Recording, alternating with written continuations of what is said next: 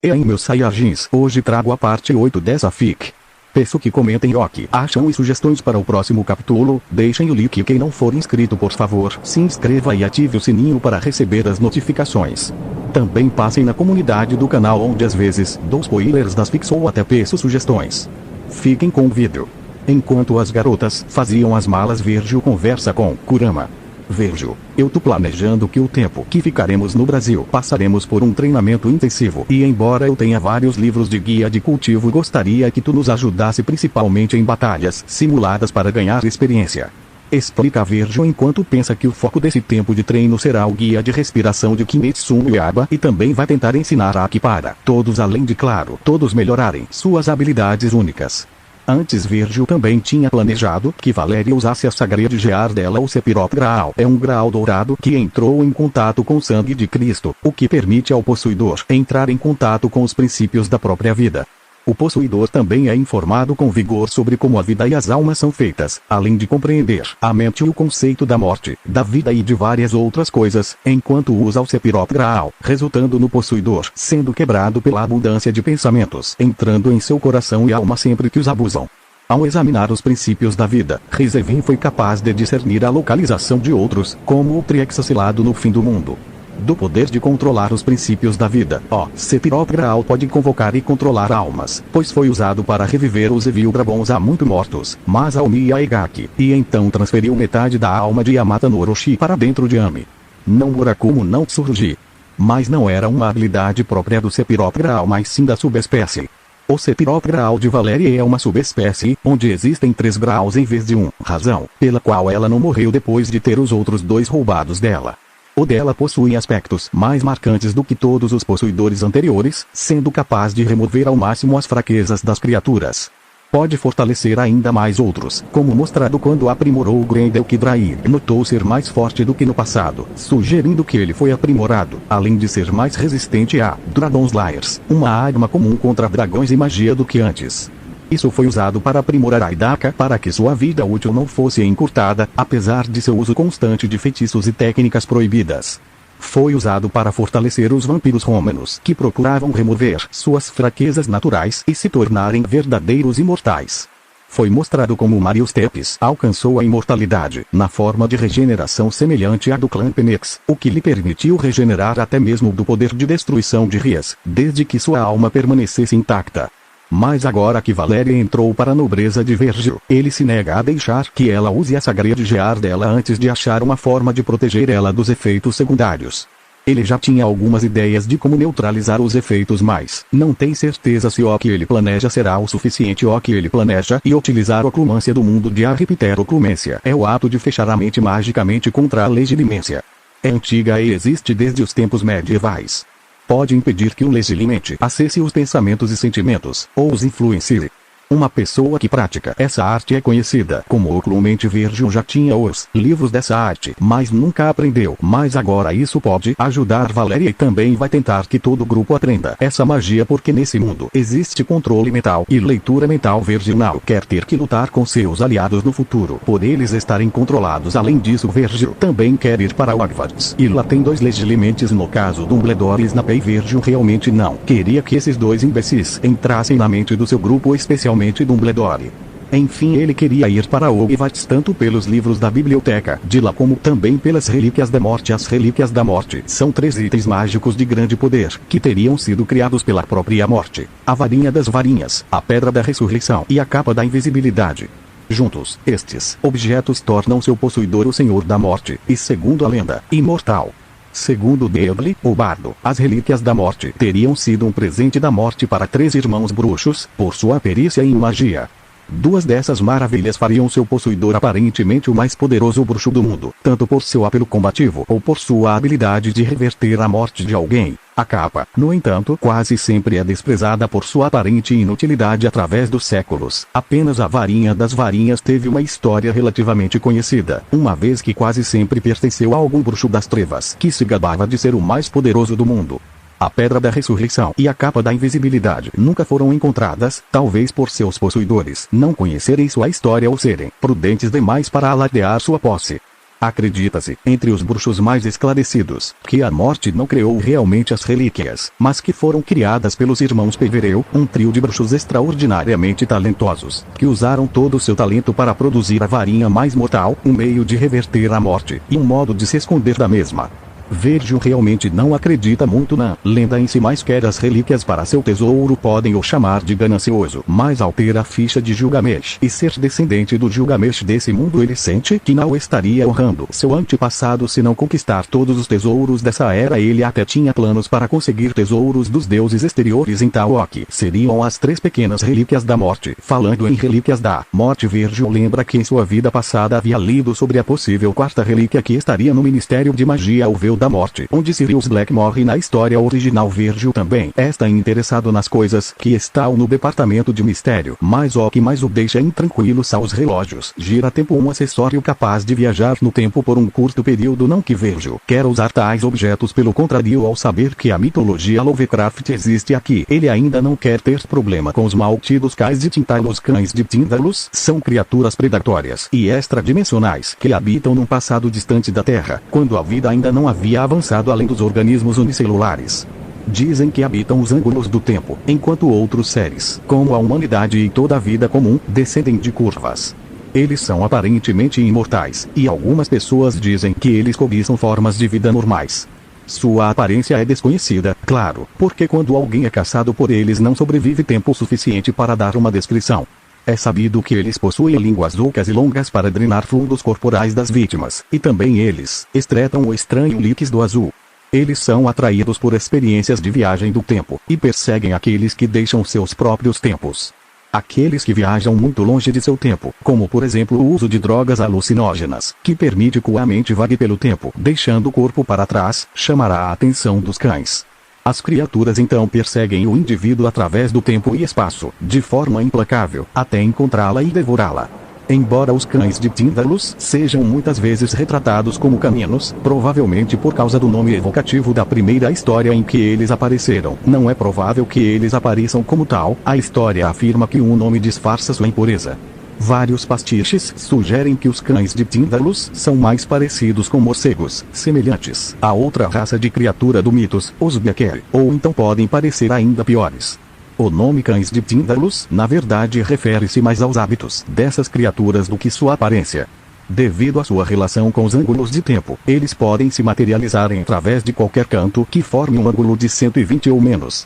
Quando os cães de Tintagel estão prestes a aparecer, primeiro eles se materializam como fumaça saindo dos extremos e depois a cabeça emerge, seguida pelo corpo. A única maneira de evitar ataques deles é só se trancar em uma sala redonda, sem ângulos. Antes de ter certeza que os gira-tempo não chamam a atenção deles, ele nunca usará tal artefato. Mas bem, voltando ao assunto principal, Virgil espera que a oclumância possa ajudar Valerie, mas se não for o suficiente, ele também espera que ao aprenderá que a força de vontade da Valerie aumente, e como um último método, sempre tem o sistema para ajudá-lo. Depois de todos estarem prontos com as malas ao lado, Virgil olha para as garotas e pergunta: Virgil, enfim, que cidade vocês escolheram, garotas? Pergunta genuinamente curioso de qual cidade elas escolheram. Valerie: nos escolhemos Angra dos Reis. Diz, mostrando uma foto da cidade. Virgil rapidamente lembra tudo que sabe de Angra dos Reis. Angra dos Reis é um município brasileiro no estado de Rio de Janeiro, a sudoeste. É composto por 365 ilhas e um pequeno porto rodeado por uma linha costeira íngreme e arborizada. A região é conhecida pelas suas inúmeras praias e pela biodiversidade da Ilha Grande, a maior ilha. Vila do Abraão é a principal vila da ilha conta com restaurantes, bares e a igreja de São Sebastião, no centro. Um trilho conduz às ruínas do presídio Cândido Mendes. Virgil, ao saber que irão para lá, decide que vai comprar a Ilha do Cavaco. A Ilha do Cavaco possui construções de arquitetura e beleza inigualáveis. Com apenas alguns imóveis no local, sua estadia reserva privacidade, luxo e uma paisagem incrível da Bahia. A casa conta com 6 suítes, sauna, deck para barco, além de ter uma vista incrível. Possui uma construção nova e moderna com cozinha gourmet, churrasqueira, duchas pressurizadas em todos os banheiros e infraestrutura completa. Seus ambientes são planejados e pensados para valorizar a entrada de luz natural. A propriedade possui cerca de 1.200 m de gramado com total privacidade. Os cais têm 28 metros de extensão e o calado para embarcações está acima de 100 pés. Dessa forma poderão treinar em paz sem se preocupar em ser vistos. Virgil abre o portal para uma área remota da ilha mais popular e aluga um hotel inteiro para eles depois de cada um ir para seus quartos temporais. Virgil tira um notebook do Gate of Babylon e começa a procurar informações sobre a ilha Cavaco desse mundo. Ela no momento ainda não era uma ilha privada e estava à venda por 100 milhões. Mas ilhas só podem ser vendidas por meio de leilão ou concorrência pública, com autorização do presidente da República. Depois de pensar um pouco, Virgil pesquisou os leilões que estavam por acontecer e descobriu que teriam um em 2 dias. Virgil, usando sua skill de arqueiro, hackeou a conta do governo brasileiro e colocou a ilha que ele queria no leilão de forma que todos pensassem que realmente foi o governo. Depois preparou papéis falsos para sua identidade falsa para comprar a ilha. Ele, na história de fundo que ele deu para sua identidade, ele era herdeiro de uma fortuna estimada em 500 milhões. Depois de fazer tudo isso, Virgil olha para o sistema um pouco cansado e lembra que tem que convocar o Natsu. Depois de pensar um pouco, ele decide resolver o problema da base temporal primeiro. Então toma um banho gelado e dorme. Ao acordar no dia seguinte, decide contar seus planos para conseguir a ilha. Mas antes tira 317 barras de ouro de um card da Gate of Babylon. Na Gate of Babylon existem vários tesouros, calculando que o ouro está valendo 316 mil por quilo. 317 barras de ouro de 1 quilo cada vale 172.000. Ok, dará para comprar a ilha. Caso falte, ele pode pegar mais na Gate of Babylon. Após contar sobre o leilão em 2 dias, Virgil pergunta se alguém quer ir com ele. Depois de pensar em um pouco, somente Daphne estava interessada por já ter ido em leilões no mundo mágico com seus pais já em Evilde. Antes de entrar no coma dela, vivia uma vida humilde e após acordar foi somente um rato de laboratório, então não se interessava muito nisso. Valerie era um caso similar a Enfield. Valerie, desde muito jovem, era usada em experimentos por Marius, então nunca teve a oportunidade de ir em algo do tipo e não estava interessada. Já Kurama simplesmente não queria ir em algo que considerava chato e que demoraria muito. Após Virgil confirmar que só Daphne iria com ele ao leilão, ele fez uma identidade falsa para ela também. Graças à nova magia de Daphne que a permitia se transformar em uma forma adulta, ambos não tiveram problemas. Essa magia veio da herança da Merlin de Nanatsu e a mesma magia que Merlin usou para ficar adulta durante a Primeira Guerra Santa. Ambos tiram fotos para suas identidades. Após isso, passam os dias se divertindo e relaxando. Virgil decidiu que o treinamento só começaria após terem a ilha deles, pois assim teriam privacidade ao chegar o dia do leilão. Daphne usa a magia para ela e Virgil ficarem adultos. Ambos vestem com trajes luxuosos. Virgil é mostrado em forma jovem e masculina de uns 22 anos, sendo alto e portador de um físico estrutural que pode ser encontrado listras vermelhas e diagonais em seu abdômen definido. Elas são as mesmas que Gilgamesh tem. Elas apareceram no corpo de Virgil após a Fish chegar aos 75%. Possui cabelos brancos platinados, os quais às vezes aparecem espetados, olhos avermelhados, semelhantes a 2 rubis e pele clara. Ele estava usando uma roupa que constitui-se por uma blusa azul marinho, jaqueta branca, cinto, calça escura, um colar e pulseira dourada. Toda a roupa era de artículos de luxo. Já Daphne aparentava ser uma bela jovem de 19 ou 20 anos que tinha exatamente 1,69 m de altura, com olhos azul celeste vívidos e ligeiramente inclinados, que eram quase transparentes. Seu longo e brilhante cabelo dourado estava preso em um rabo de cavalo. Ela tinha seios abundantes e um bumbum bem torneado. Ela usava um vestido de seda azul claro com detalhes em renda. O vestido teria um decote em V profundo para realçar sua figura, enquanto a saia fluía até o chão, adicionando elegância. Complementando o vestido, saltos altos prateados e um colar de ouro com diamante realçariam sua beleza natural. Virgil, quem havia dado o vestido e colar, estava embobado com a beleza de Daphne e Enfield. Valerie estavam com ciúmes de não ter aceitado ir ao leilão ao ver o vestido e joias que Virgil deu para Daphne. Virgil, notando isso, deu um colar de prata com ametista para Enfield e um colar de ouro com rubi para Valerie. Ele deu esses colares porque achava que combinava com elas. Esses colares também não eram simples, eram fantasma nobre de classe D. Eles não eram muito forte, mas aumentavam a sorte e aumentava o poder mágico. Após isso, ambos vão para o leilão e vão para uma área VIP para esperar a ilha que queriam parecer e ver se tinha alguma outra coisa interessante. Uma variedade de itens exclusivos e propriedades de alto padrão são apresentados. Entre os itens, destacam-se obras de arte de renomados artistas brasileiros, como Tarsila do Amaral e Cândido Portinari. Nem Virgil ou Daphne estão interessados em quadros, então ignoram os quadros. Propriedades deslumbrantes também estão em destaque, incluindo mansões à beira-mar, em lugares paradisíacos, como Angra dos Reis e Trancoso, bem como apartamentos de luxo em bairros, até que finalmente chega a hora da ilha que eles queriam. No centro de um salão luxuoso, com lustres cintilantes e tapetes macios, encontra-se a leiloeira, uma garota muito bonita de pele clara, de cabelos pretos longos, estilizados no corte e olhos avermelhados. Possui estatura razoavelmente alta e corpo curvilíneo bem marcado em seu uniforme sexy de apresentadora. Pronta para apresentar o item mais exclusivo da noite, a Ilha do Cavaco. Enquanto os convidados se acomodam em cadeiras estofadas, a atmosfera está eletrificada com antecipação pelo que está por vir. Não só Virgil e Daphne vieram por aquela ilha. A Ilha do Cavaco é apresentada em um grande monitor, exibindo imagens aéreas de suas praias intocadas, coqueiros ondulantes e águas cristalinas. A leiloeira descreve as características únicas da ilha, desde sua localização privilegiada até suas vistas deslumbrantes. Os lances começam lentamente, mas logo se intensificam à medida que os licitantes competem para possuir esse pedaço de paraíso tropical. Entre os participantes, há magnatas imobiliários, celebridades e até mesmo representantes de governos estrangeiros, todos determinados a garantir a Ilha do Cavaco para si. Virgil e Daphne decidem esperar o preço subir, mas antes de começar a participar, enquanto o preço sobe cada vez mais alto, a emoção no salão é palpável. A leiloeira mantém o ritmo frenético, incentivando os lances com sua voz melodiosa. Finalmente, quando o valor era de 800,000,000,000 e estava prestes a ser vendido, Virgil levanta a plaquinha e grita 10 bilhões. Depois da leiloeira se recuperar do choque, ela sorri e olha para Virgil, notando que ele não é um velho rico, mas sim um jovem. Ela manda um sorriso sedutor para ele enquanto pergunta se alguém dá mais. Daphne, percebendo isso, agarra um dos braços de Virgil e olha para a leiloeira de forma fria. Após ninguém ofertar mais nada, a ilha é vendida para Virgil, que após fazer os cálculos para converter R$1,000000000 em barras de ouro de 5 kg de alta qualidade, precisamos considerar o preço atual do ouro no mercado. Vou usar um valor aproximado com base nas cotações recentes.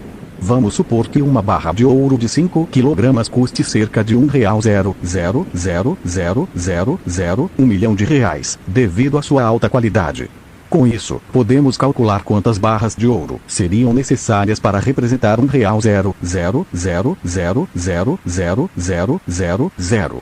Dividindo R$1,000000000 pelo preço de uma barra de ouro de 5 kg, teríamos 1 bilhão barra 1 milhão, 1000 barras de ouro. Portanto, com R$1,000000000 seria possível adquirir aproximadamente 1000 barras de ouro de alta qualidade, cada uma pesando 5 kg.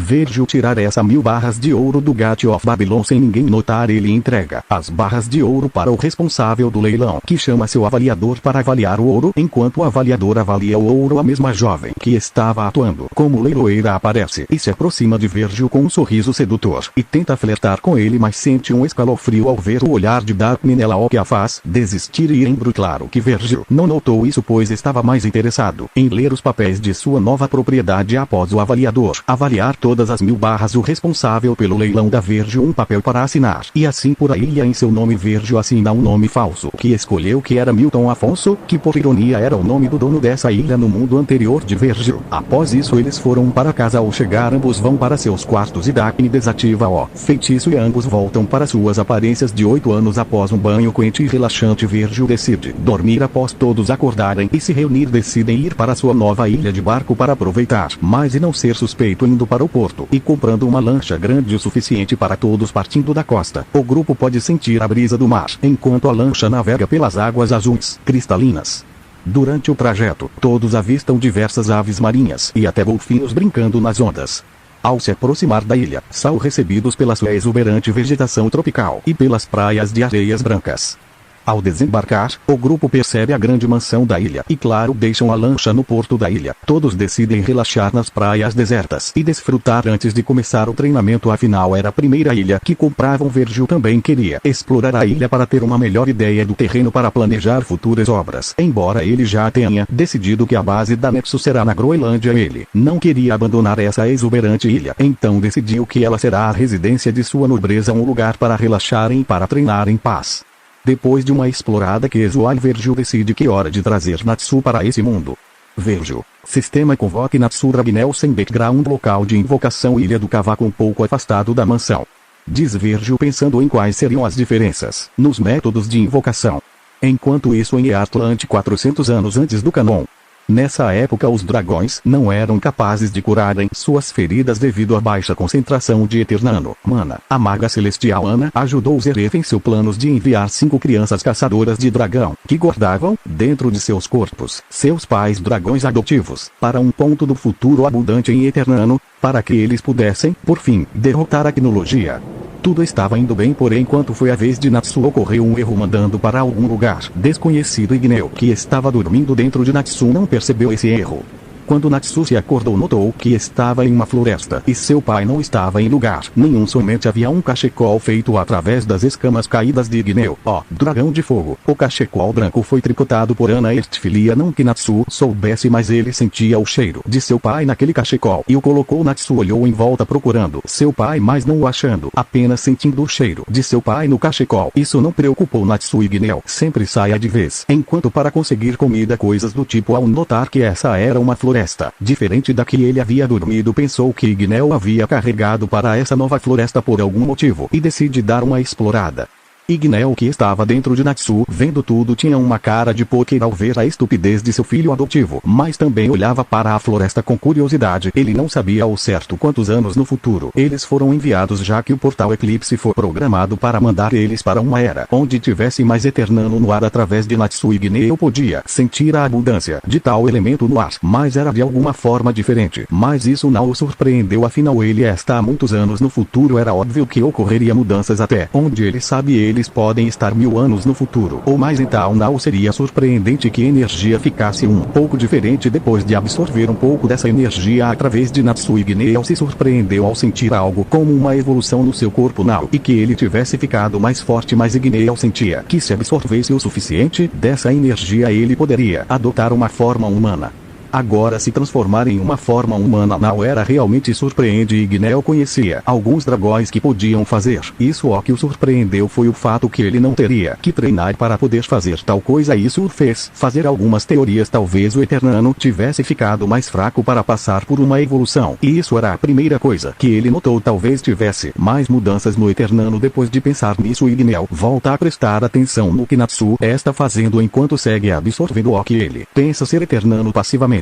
Natsu, sem saber nada de Igneo dentro dele, segue seu caminho pela floresta, procurando algo para se entreter, até que vê algo que nunca viu no antigo bosque que vivia. Embora Igneo conhecia tal estrutura, era uma casa, mas era diferente das que ele havia visto. Mas novamente muitos anos se passaram, então não era surpreendente que a arquitetura humana tenha mudado. Natsu, depois de pensar, decide se aproximar. O que alegrou Igneo, pois talvez ao conhecer alguém poderia aprender mais sobre essa era. O que o duo de pai e filho não sabiam era que aquela era a casa do Vergil e seu grupo, e que certo Biju já havia notado sua chegada.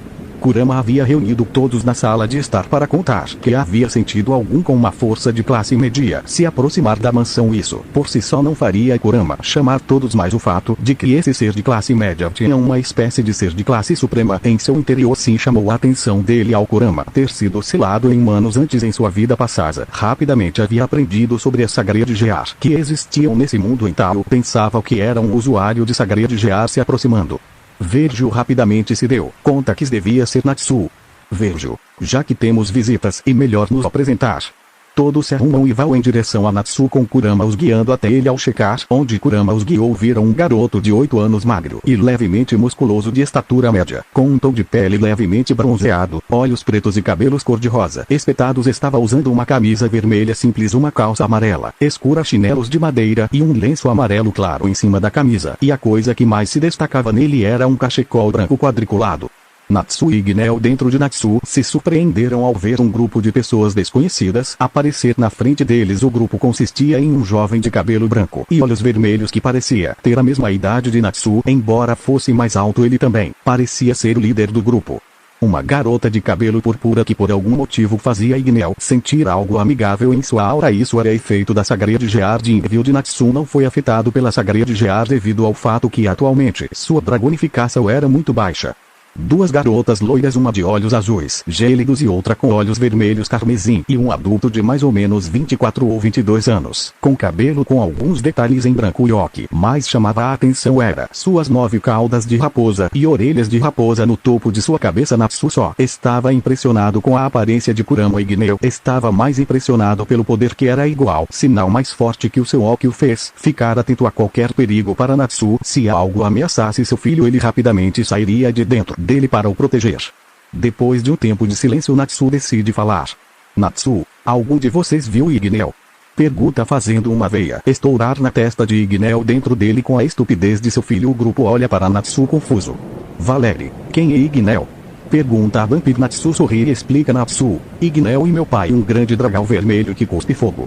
Diz com um sorriso, fazendo Gneu dentro dele se sentir como se o cérebro de Natsu tivesse estragado ao passar pelo portão eclipse. Kurama, falas do dragão dentro de ti? Pergunta curioso, já que ao estar mais perto pôde identificar qual era o ser dentro de Natsu, embora não tenha reconhecido aquele dragão. O que o surpreendeu que um dragão com tal nível de poder não fosse reconhecido. Gneu sentiu como se todo seu esforço fosse em vão, embora Kurama fosse forte. Ele não esperava que ele o percebesse. Natsu, por outro lado, estava mais surpreendido. Natsu, eu comi o Gneu enquanto estava dormindo. Se pergunta, preocupado em voz alta. O que fez Gneu e o grupo desconhecido torcer os lábios, pensando que o cérebro de Natsu não funcionava direito. Gneu, ao saber que foi descoberto e que de alguma forma a dragonificação estava agindo de forma estranha, decide sair do corpo de Natsu, tanto para recopilar informações quanto para ensinar a Natsu de melhor maneira. Se Grandina e ver Natsu se comportar dessa maneira, com certeza o culpara, e nesse mundo só existe uma coisa que assusta Gneu, o grande rei dragão do fogo, e isso. E Grandina, irritada, não só ele Metalicana tinham o mesmo medo. Antes que alguém possa responder a pergunta de Natsu, um brilho avermelhado aparece depois do brilho diminuir, revelando um dragão gigantesco coberto com escamas vermelho escuro que podem ser facilmente vistas. A parte inferior de seu corpo, especialmente sua barriga, debaixo da cauda e pernas, tem cor bege. Gneu também possui cicatrizes em sua barriga e pescoço, com a maior tendo um formato de X no centro de seu corpo, sendo desconhecido como ele conseguiu essas cicatrizes. Suas costas possuem inúmeros espinhos, indo de suas costas até a ponta de sua cauda. Gneu possui uma cabeça triangular com chifres e olhos amarelos com pupilas negras. Usualmente os olhos são amarelo brilhantes, e um chifre pontudo em cima de seu nariz. Gneu possui dentes caninos muito afiados, e possui garras vermelhas compridas.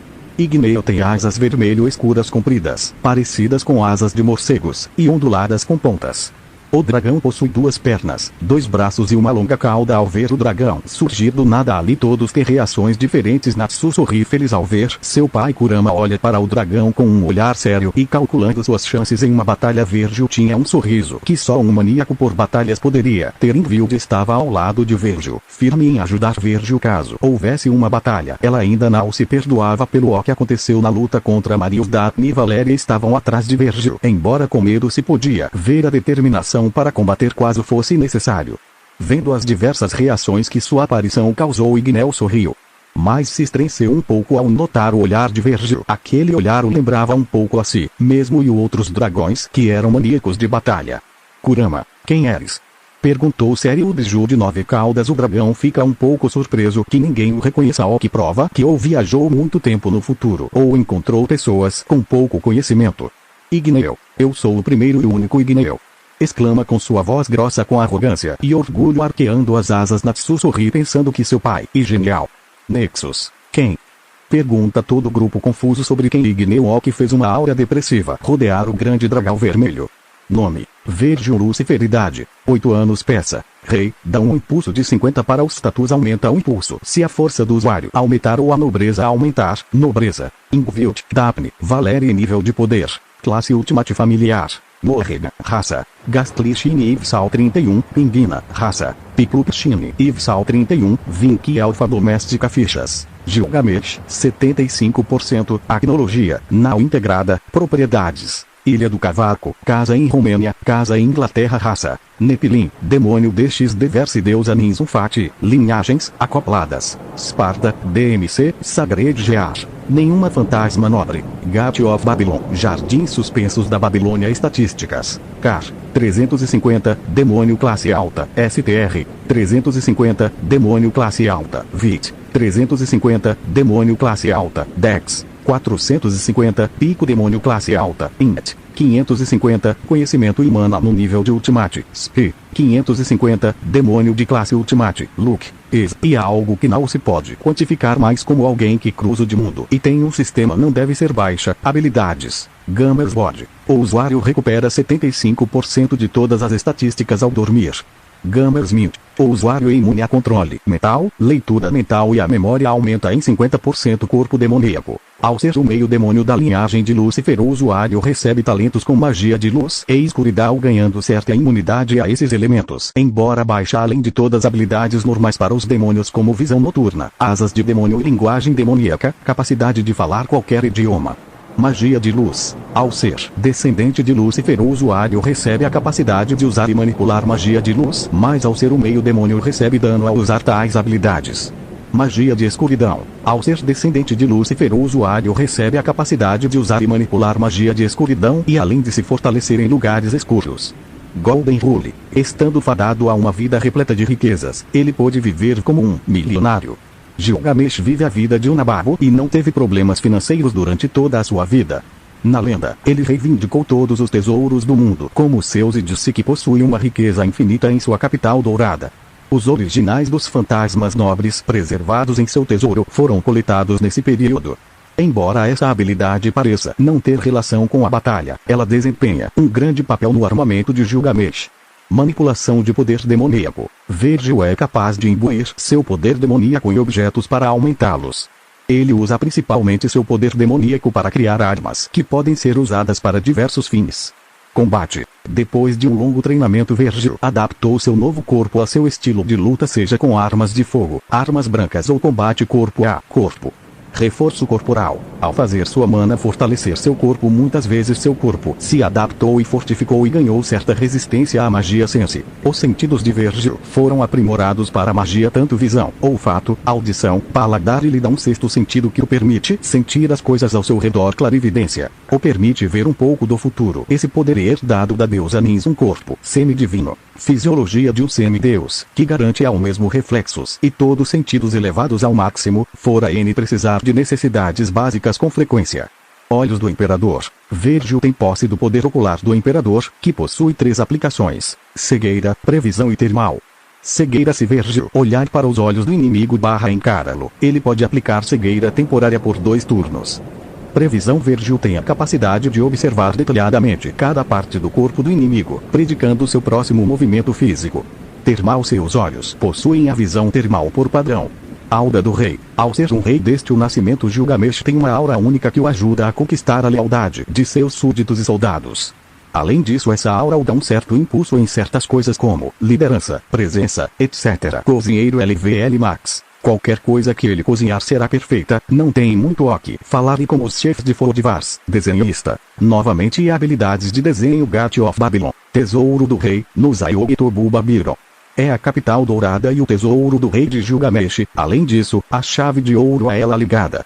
Seu principal fantasma nobre é o armazém que Gilgamesh construiu para armazenar todos os tesouros do mundo que ele reivindicou em vida, conhecido como o Portão Divino. Ele conecta o espaço da realidade ao cofre, abrindo uma porta invisível entre as dimensões que permite a passagem do conteúdo sob o comando de seu dono. Permitindo fácil acesso aos itens do tesouro, ele pode selecioná-los e utilizá-los como quiser. A classificação do fantasma nobre muda de EA devido a refletir as classificações do conteúdo do tesouro.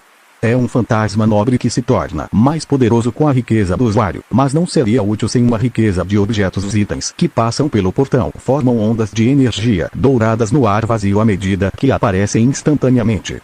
Ele pode invocar itens diretamente em sua mão, sacar armas diretamente atrás dele ou preparar inúmeras armas no ar, carregadas como balas. Este nobre fantasma tem esse nome porque Babilônia se tornou sinônimo da capital do pecado e da capital dourada. Provavelmente também existem imitações como a Estrada da Babilônia, Erdobu Babylon. Tesouros liberados atualmente. Dingir, espada foice arpe, vários fantasmas nobres desconhecidos de Rank E, Rank D, Rank C e Rank B. Criação de portais. Usando a Yamato ele pode criar portais para lugares onde ele já foi ou lugares aleatório. Teleporte. Teleporte a até 30 metros de distância. Regeneração. Uma regeneração de rank 10 Parda Combate. Graças a linhagens Parda Verde tem uma maior aprendizagem para coisas que envolvem combate, seja corpo a corpo, armas de fogo ou armas brancas, podendo dominar o estilo de luta de um adversário durante a luta. Habilidades de cantor LVL Max. Habilidades de cantor no mesmo nível de Idols. Habilidades de atuação LVL Max. Habilidades de atuação nível Oscar. Habilidades com instrumentos musicais LVL Max. Habilidade com todos os instrumentos musicais deste: bateria, saxofone, a guitarra e piano. Detecção anormal. Após ter visto os ser anormais e um velho governante, isso deu ao usuário a capacidade de detectar coisas relacionadas com Taya Criatuas. Devil Trigger. A transformação demoníaca de Virgil aumenta todas as capacidades físicas mais regeneração e aprimora todas as habilidades. Mas perde a consciência agindo por instinto. Programação NVL Max. Habilidade de um programador que invade a NASA com um celular. Haki da observação, ONPS. Os usuários de Kenbushoku Haki podem sentir as emoções e intenções dos outros, bem como prever os movimentos de seus oponentes durante uma batalha. Além disso, o Kenbushoku Haki permite ao usuário detectar a presença de outras pessoas, mesmo que estejam escondidos ou distantes. Haki de armamento, ONPS. O Haki da armamento, também conhecido como Busoshoku Haki, é uma forma de Haki que permite ao usuário usar seu espírito para criar uma armadura invisível, fornecendo capacidades ofensivas e defensivas incríveis. Haki do Conquistador, ONPS. Ao Shoku Haki é uma forma rara de Haki que não pode ser obtida por meio de treinamento. Apenas um em vários milhões de pessoas tem essa capacidade. Esse tipo de Haki permite que o usuário exerça sua força de vontade sobre os outros. Dizem que quem possui esse tipo de Haki tem as qualidades de um rei e que são literalmente candidatos escolhidos pelos céus. O Aoshoku Haki é considerado uma ameaça extremamente perigosa e um ativo altamente valioso por grupos poderosos, como os almirantes da marinha e os Yonkou. Goro no Mi sem efeitos secundários. Akuma no Mi do tipologia dá ao usuário o poder do raio, além da habilidade de se elementizar, se tornando imune a ataque físico, embora ataques com Haki ainda possa o atingir. Além disso, por não ter efeitos secundários, o usuário pode entrar na água tranquilamente, além de não ter um limite superior com Dereat. Ao utilizar a energia do raio da Goro no Mi que fica em seu coração, Virgil fortalece seus órgãos e corpo, melhorando não só a força mas também sua vitalidade e estamina. Atualmente esse método só pode ser utilizado de forma ativa e não de forma passiva. King Mark. Marcas vermelhas pelo torso que guardam e acumulam a energia usada pelo usuário. Quando o usuário ativa toda essa energia acumulada, o cura de todos os ferimentos e multiplica seus atributos por 2 vezes o tempo de utilização. Depende de quanta energia tem acumulada. Se a energia acumulada for grande o suficiente, ao invés de multiplicar os atributos por 2 vezes, os multiplicará por 3 ou até 4 vezes. Pontos de gacha. 5.000 inventário. Action figure da Sdeat, Akame ga Kill, pedaço de Vibranium 2 kg. Marvel. Yamato, DMC, cartão com 10 milhões de dólares. Máscara do Kaneki, Tokyo Guru, traje do Goku Black, Dragon Ball Super, 50 quilos de comida, ONPS, livro de receitas, Fodivars, Katana Nishirin de água, anime, Kimetsu no Yaiba proprietária. Ingovilt, 50 toneladas de carne de rei marinho, ONPS, Murazami, Akame ga Kill, guia de respiração, Kimetsu